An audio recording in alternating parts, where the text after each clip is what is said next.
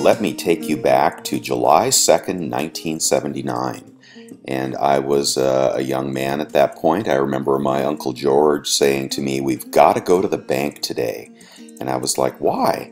And he goes, "We're going to buy the first Susan B. Anthony dollars in rolls, and we're going to stash them away because they're going to be worth a lot of money." And I was like, "Okay." And me and Uncle George went to the bank, and I watched him buy quite a few rolls of the Susan B. Anthony dollars, which were, very new for the time. They were the first small dollar, not silver, with this kind of a design. And so he did buy quite a few. I'm not sure what he ultimately did with his, but he gave me a couple of rolls, and I still have those to this day. I don't even know that I have unrolled them, but they were first day of release Susan B. Anthony dollars. Well, that's just my memory of that, and I don't recall what the value of those are today, or if there's any really valuable coins in there. But I do still have them. But according to Coin World, it says the debut of the Anthony dollar. It had high expectations when it launched, the Anthony dollar, on July 2nd, 1979. As we now know, the coin failed to circulate widely. All right, so let me read you this article. And as I recall, there was a lot of trouble, people confusing quarters for dollars, and it was ill-fated as the entire subsequent releases of all dollars pretty much failed to circulate. So let's read this article and see, what we think about that, and what the U.S. Mint did wrong and what they should do going forward. On July 2nd, 1979, a new kind of dollar coin was issued by the United States Mint. At 25.5 millimeters in diameter, it was a lot smaller than the coin it was replacing, the traditionally sized 38.1 millimeter Eisenhower dollar.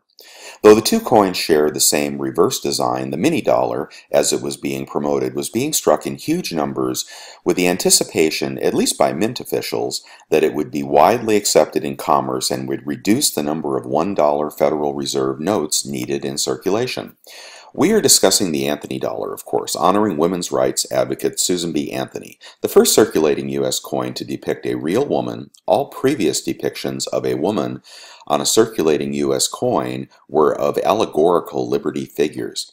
The Mint had been discussing a replacement for the Eisenhower dollar for years. That coin had never widely circulated since it was introduced in 1971. It was too bulky to carry in any quantity in one's pocket, and most people preferred the more convenient and familiar dollar bills over what was to them a new coin.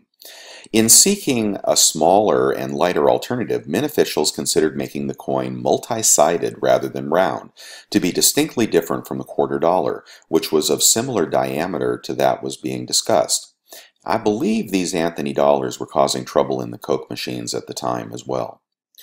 Early on, Mint officials mostly focused on the technical aspects of the coin, but the Mint's chief engraver, Frank Gasparo, was focused on the coin's design. He proposed an obverse sporting a flowing hair Liberty portrait, an homage to the designs of the first U.S. coins. His design is seen on the cover of This Week, helping to illustrate the feature on the U.S. Mint's heritage assets.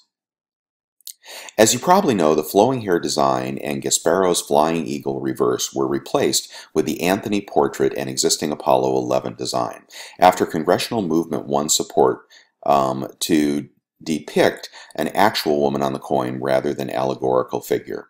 Just as collectors' reactions to Gasparo's original designs were mixed, some loved them, others hated them, so was his portrait of Anthony. Many derided it as ugly, a view that is commonly held in the hobby today. As we know, the Anthony dollar failed to circulate widely. The monster mintages of 1979 gave way to much smaller numbers in 1980 and 81. The coins were struck for collector sales only. So that's interesting. The first year has the higher mintage. Perhaps the 80 and the 81s are more desirable. The Anthony dollar showed that the American public has little love for the dollar coins, no matter their design. Those sentiments have been borne out with the failures of the presidential, Sacagawea, and Native American dollars that followed.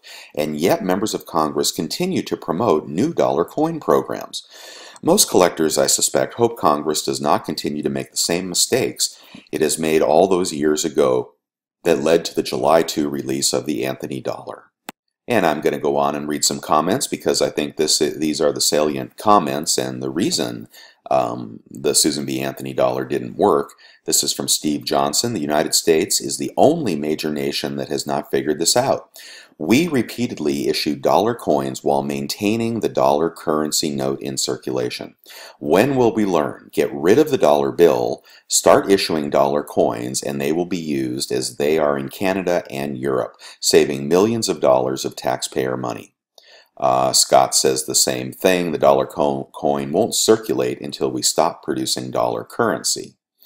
It wasn't a failure solely. It was caused by Americans' dislike for dollar coins. In fact, it can be argued that the coin itself helped feed that dislike and poison the well for any future dollar coins.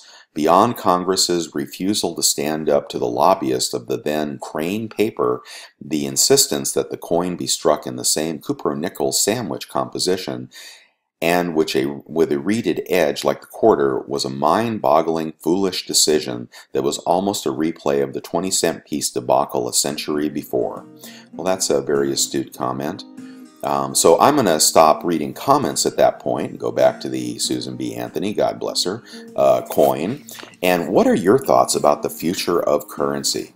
Do you think we should continue on with these mini dollars? Do you think that we should dump the $1 bill?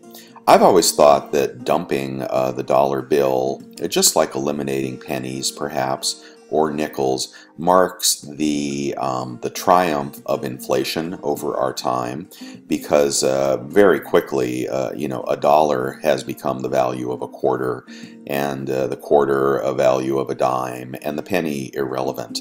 But what do you think the future should hold? Should we basically make the dollar the only circulating currency and get rid of the paper dollars? Another comment down below said that we need a $2 bill. Many other countries have those. But I will leave it with that. What do you think the future of coinage should be? And I don't think that metal is going to be part of the future as well. I think we will go to polymers like other countries. And clearly we don't need as many coins in circulation. The penny borders on annoying at this point, and it certainly doesn't buy anything. It only helps to round sales tax up and down. Should we get rid of the $1 currency? Should we get rid of the quarter? Should we get rid of the dime? Should we get rid of the nickel? You can't buy a pack of gum for a dime or a nickel. So is it only for rounding at this point?